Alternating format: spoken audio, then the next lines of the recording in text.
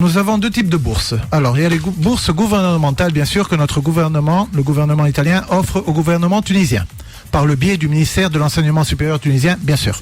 Alors, pour ça, il y a une demande à faire online. C'est un site, c'est un portail que s'ouvre normalement moitié mars ou début avril, où chaque candidat devra faire sa demande online en y mettant le maximum d'informations personnelles sur lui, c'est-à-dire, bien sûr, nom, prénom, adresse, email surtout, et surtout les diplôme qu'il a obtenu là en Tunisie. Outre ça, il doit bien nous indiquer clairement quelle est son intention, quelles études il voudra entreprendre en Italie.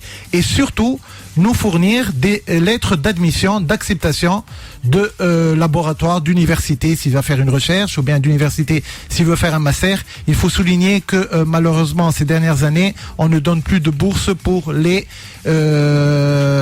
bacheliers qui veulent aller faire une licence en Italie. C'est à partir du master, donc ça c'est à savoir, c'est à partir du master. Et là aussi, le conseil que je peux donner à tout étudiant tunisien qui désire avoir une bourse, c'est qu'il contacte directement l'université italienne pour avoir une préacceptation, une préévaluation de son dossier pour que nous puissions donner une suite à sa demande de bourse. Il faut souligner que les bourses, malheureusement, ne sont pas nombreuses. On peut en donner une douzaine au maximum par année et les demandes sont aux alentours de 100. Donc on comprend très bien en faisant cette opération que nous pouvons donner une bourse sur 10 demandées. Donc c'est pour ça que je conseille fortement à tout étudiant de contacter l'université italienne, de nous donner le maximum d'informations et de garanties sur ses études en Italie pour que nous puissions donner suite à sa demande de bourse.